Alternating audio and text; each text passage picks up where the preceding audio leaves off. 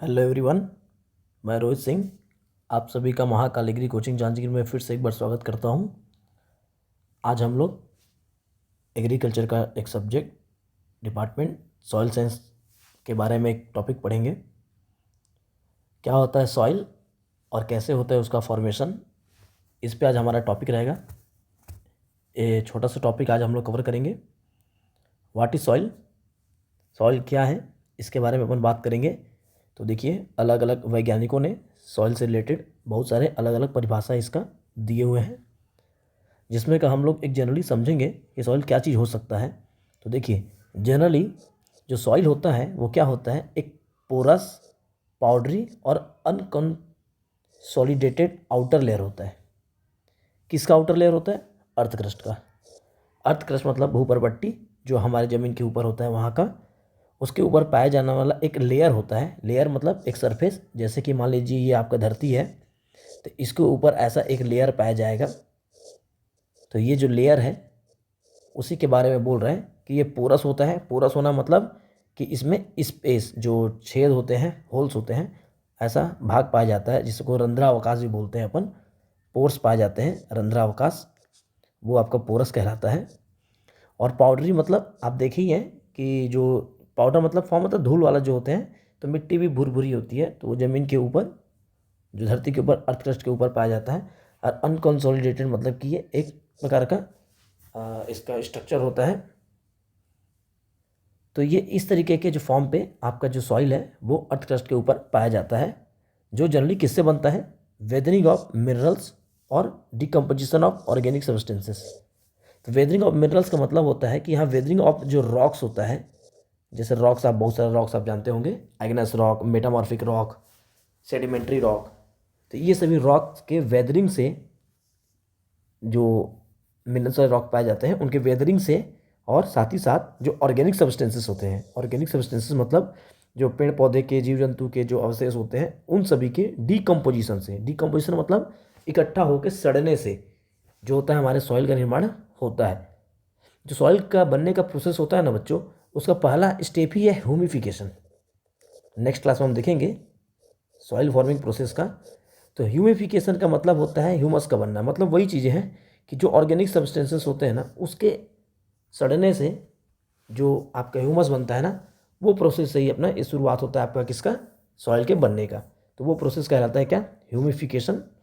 देखेंगे अपने next class में। तो अगर समझा जाए कि सॉइल क्या होता है, तो सॉइल अर्थ क्रस्ट के ऊपर पाया जाने वाला एक ऐसा लेयर जो उसमें पोरस, पाउडरी और अनकॉन्सोलिडेटेड फॉर्म पे पाया जाता है, सॉइल कहलाता है। जनरली बोलते हैं सॉइल क्या है? एक डायनेमिक बॉडी है। डायनेमिक बॉडी मतलब गतिशील शरीर। मतलब गतिशील का मतलब होता है, क्या होता है कि वो वर्क करते रहता है, इधर उधर थोड़ा ट्रांसपोर्ट भी होते रहता है। आप लोग इरोजन जानते हो, वेदरिंग जानते हो, ये सब चीज़ें इसी के अंदर ही आते हैं। तो डायनेमिक बॉडी है जो 3 डायमेंशनल और 3 फेज में होते हैं। तो 3 डायमेंशनल 3 फेज क्या होते हैं? तो देखो, जो सॉइल होते हैं ना, वो 3 डायमेंशनल का मतलब होता है LBD, और 3 फेज मतलब LCG। क्या होता है ये? तो LBD का मतलब होता है बच्चों, देखो, ये होता है लेंथ, ये क्या होता है इसका? ब्रीथ, और ये क्या होता है इसका? डेप्थ। मतलब कि 3 डायमेंशनल मतलब एक प्रकार बच्चों ऐसा एक स्ट्रक्चर सॉइल का होता है, ये इस तरीके के, जहाँ पे क्या होगा, इसका लेंथ होगा L, इसका विड्थ होगा B, और इसका जो डेप्थ होगा वो होता है क्या? D। तो यही आपका है LBD। 3 डायमेंशनल मतलब आपका लेंथ, ब्रीथ और डेप्थ जो होता है वो कहलाता है। और 3 फेस का मतलब होता है, ये 3 फेस मतलब कि 3 अवस्थाएं होती है इसकी। कौन कौन सी होती हैं? एक होता है सॉलिड फॉर्म पे, एक होता है इसमें लिक्विड फॉर्म पे, एक होता है आपका गैसियस फॉर्म पे। मतलब क्या बोल रहा है कि मिट्टी के अंदर देखो, सॉलिड पार्ट बोलूँगा तो आपको पता है मिट्टी में सॉलिड पार्ट क्या हो सकता है? मिनरल्स हो सकता है। लिक्विड पार्ट क्या हो सकता है? मॉइस्चर हो सकता है, पानी हो सकता है। गैसियस क्या हो सकता है? नाइट्रोजन, ऑक्सीजन, ये सब चीज़ें इसमें पाया जाता है। तो वो 3 फेज हैं आपके सॉइल के। तो देखो बच्चों, जैसा मैंने आपको बताया है कि सॉइल का फॉर्मेशन कैसे होता है, तो सॉइल का फॉर्मेशन रॉक के वेदरिंग से होता है। तो रॉक के वेदरिंग जब होगा, या मिनरल्स का जो वेदरिंग होगा, वेदरिंग मतलब होता है उसका क्या? क्षरण होना। क्या बोलते हैं उसको? अपक्षय, अपक्षय क्षरण बोलते हैं इसको। तो अपक्षरण होना मतलब कि टूटना। तो उसके टूटने के कारण ही क्या होता है, हमारे मिट्टी का निर्माण होता है। और मिट्टी का बनने में लगभग 1000 साल लग जाता है। कितने में? 1 इंच। 1 इंच लेयर, धरती के ऊपर 1 इंच लेयर मिट्टी का बनने के लिए लगभग 800 से 1000 साल लग जाते हैं। डाकुचेव का एक लाइन है कि मिट्टी बनता है, कैसे बनता है और कौन कौन से फैक्टर काम करते हैं। तो देखो क्या बोलते हैं डाकुचेव। डाकुचेव का कहना है कि जो आपका मिट्टी है बच्चों, वो soil is the result of the combined activity and reciprocal influence of parent material, plant and animal organisms, climate, age of land and topography. तो डाकुचेव क्या बोलते हैं कि सॉइल बनना एक कंबाइंड एक्टिविटी होता है, साथ ही साथ रेसिप्रोकल इन्फ्लुएंस भी होता है। रेसिप्रोकल मतलब किसी का बढ़ना घटना, अपोजिट बिहेव करना। तो ये किससे कॉम्बिनेशन की बात कर रहे हैं? तो आप देखेंगे इसमें ये बात कर रहे हैं पेरेंट मटेरियल के बारे में, प्लांट के बारे में, एनिमल ऑर्गेनिज्म के बारे में, क्लाइमेट के बारे में, और एज ऑफ लैंड और टोपोग्राफी। मतलब ये सब मिल के जो होते हैं ना, वो आपके सॉइल का निर्माण करते हैं। ऐसा कौन बोल रहा है? डाकुचेव। तो इसी को मद्देनजर रखते हुए एक सॉइल फॉर्मिंग का इक्वेशन दिया जाता है। यहाँ पे बच्चों ये स्पेलिंग गलत है, ये फॉर्मिंग है ना, सॉइल फॉर्मिंग इक्वेशन। तो देखेंगे आप कैसे होता, क्या होता है वो। तो वो इक्वेशन है आपका ये इक्वेशन आपको याद रखना है, ये एग्जाम में पूछता भी है। इसको कैसे याद रखते हैं? इसको क्लोर पीटी अपन बोलते हैं, इसको क्लोर पीटी ऐसे आप याद रख सकते हैं, क्लोर पीटी। तो क्लोर पीटी जो इक्वेशन होता है ना, उसके माध्यम आप समझ सकते हो। देखो ये जो जेनी है वो क्या बोलती हैं कि soil property is determined by the relative influence of this factor. मतलब ये जितने भी फैक्टर आप देख रहे हैं क्लोर पीटी फैक्टर, इनके माध्यम से ही हम समझ सकते हैं कि सॉइल की प्रॉपर्टी क्या है और कैसी है। इस इक्वेशन से हम समझ सकते हैं कि ये कैसे बनता है आपका जो मिट्टी है। तो देखो क्लोर पीटी का अगर मैं बात करूँ क्या होता है बच्चों, तो देखिए यहाँ पे जो Cl है, O है, R है, P है और T है, इस तरीके के 5 फैक्टर यहाँ पे आपको दिखेंगे। मैं पांचों फैक्टर का नाम यहाँ पे लिख देता हूँ। Cl का मतलब होता है बच्चों क्लाइमेट, O का मतलब होता है बच्चों ऑर्गेनिज्म, R का मतलब होता है बच्चों टोपोग्राफी, P का मतलब होता है बच्चों पेरेंट मटेरियल, और T का मतलब होता है बच्चों टाइम या age of land. Age of land का मतलब होता है जहाँ पे आपका मिट्टी बनेगा ना, उस स्थान की बात करता है, कितने साल में वो बनता है। तो ये जो आपके फैक्टर है ना, इस फैक्टर को भी ना 3 तरीके से क्लासीफाई किया गया है। पहला पेसिव फैक्टर, दूसरा एक्टिव फैक्टर, तीसरा न्यूट्रल फैक्टर। तो एग्जाम में कभी कभी पूछ देता है कि इन 5 फैक्टर में पेसिव फैक्टर कौन सा है, एक्टिव कौन सा है और न्यूट्रल कौन सा है। तो यहाँ पे मैं आपको क्लियर कर देता हूँ बच्चों कि जो पेसिव फैक्टर होता है वो फैक्टर होता है जो डायरेक्टली सॉइल फॉर्मेशन में इन्वॉल्व नहीं होते हैं, लेकिन वो भी उसमें महत्व रखते हैं। तो ऐसे कौन कौन से फैक्टर हैं आपके इसके अंदर जो कि महत्व रखते हैं, वो देखिए इसमें। एक होता है आपका पेरेंट मटेरियल, दूसरा होता है बच्चों टोपोग्राफी। ये दो जो होता है वो आपके पेसिव फैक्टर के अंदर आएंगे। और एक्टिव फैक्टर की अगर बात करूंगा तो बच्चों, तो वो होता है क्या, तो वो होगा आपका, देखिए एक तो ऑर्गेनिज्म है आपका और दूसरा है आपका क्लाइमेट। क्यों? क्योंकि ऑर्गेनिज्म बायो चीज़ें हैं और क्लाइमेट भी आपका बायो तो नहीं है, अबायोटिक फैक्टर है, लेकिन ये भी फर्क पड़ता है आपके सॉइल के फॉर्मेशन में, इसका भी। न्यूट्रल फैक्टर की बात करूंगा बच्चों, तो ये होता है आपका किसके बारे में? Age of land. क्यों? क्योंकि ये तो डायरेक्टली काम नहीं करता है, बस ये फिक्स है कि भैया इतने साल में के आसपास लगेगा और आपका मिट्टी बनता है।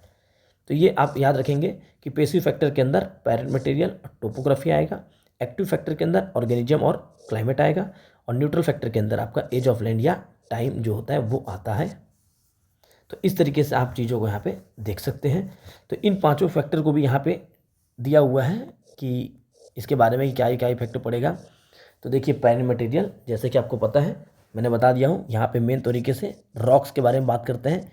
जो रॉक होते हैं, चट्टान होते हैं, उनके वेदरिंग से ही आपके मिट्टी का निर्माण होता है। तो उसी वही आपका पेरेंट मटेरियल के अंदर आ जाता है जो रॉक है। और इसके भी 3 तरीके के पेरेंट मटेरियल हो सकते हैं। एक होता है आपका रेसिडेंशियल, दूसरा होता है ट्रांसपोर्टेड, एक होता है आपका रेसिडेंशियल, दूसरा होता है ट्रांसपोर्टेड, और तीसरा अपन क्या बोल सकते हैं कि ये होता है बायोलॉजिकल।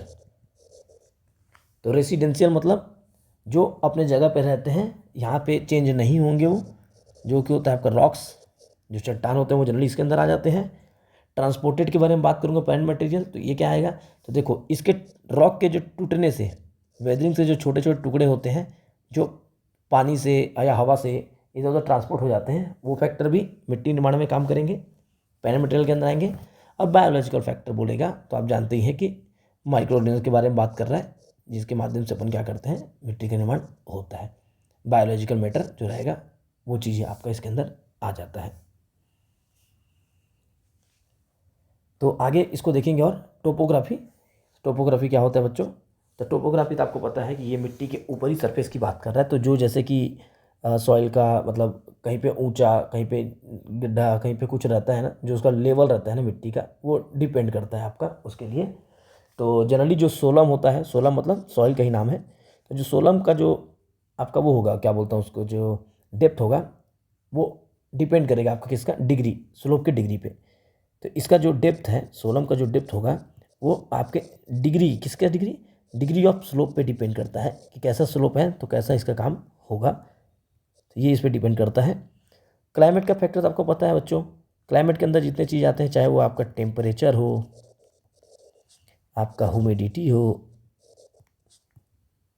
आपका रेनफॉल हो, इन सब का भी फैक्टर का फर्क पड़ता है आपके मिट्टी के निर्माण में। ऑर्गेनिज्म के बारे में तो आप जानते ही हैं कि ये जो आपका फ्लोरा और फाउना होते हैं वो दोनों बहुत मैटर करते हैं आपकी सॉइल के फॉर्मेशन के लिए। फ्लोरा के अंदर आपको पता है, फ्लोरा मतलब समझिए फ्लावर वाले पार्टे, मतलब कि फोलिएज वाले, इसमें आपके प्लांट, ग्रास, जो भी है, ट्री भी, दुनियादारी सब इसमें आ जाएंगे। फाउना के अंदर बच्चों माइक्रो ऑर्गेनिज्म आते हैं। माइक्रो ऑर्गेनिज्म का मतलब होता है आपका जैसे कि ये अर्थवार्म, आंट, चींटियाँ जो होंगी वो सब आप इसके अंदर आ जाता है। ये जो आपका माइक्रो ऑर्गेनिज्म है ना, ये भी आपका फ्लोरा के अंदर ही रहेगा, सॉरी। और जो फाउना के अंदर ना, ये आपके अर्थवर्म, आंट्स, ये चीज़ें, कभी कभी ये फाउना के अंदर भी माइक्रो ऑर्गेनिज्म को लिख देता है, इसलिए आप उनको भी मानेंगे तो भी कोई दिक्कत नहीं है। और टाइम और एज तो आपने बता दिया, जैसे मैंने आपको कि जो तो टाइम लगेगा वो तो लगेगा ही, 1000 years for 1 inch of, 1 inch of soil layer. एक लेयर बनाने के लिए आपको लगभग 1000 साल लगता है आपके। तो आज के लिए बच्चों इतना ही। आगे अपन इसके प्रोसेस को, सॉइल फार्मिंग प्रोसेस को अपन आगे कंटिन्यू देखेंगे। 10 से 12 स्टेप रहेंगे उसके भी, कि कैसे कैसे होते हैं वो। तो इसको अपन कल कंप्लीट करेंगे। तब तक बने रहिए हमारे साथ, और लाइक, कमेंट और सब्सक्राइब जरूर कर लीजिएगा चैनल को, और अपने दोस्तों में ज़्यादा से ज़्यादा शेयर करें, सपोर्ट कीजिए अपने भाई को। धन्यवाद। कल फिर मिलेंगे।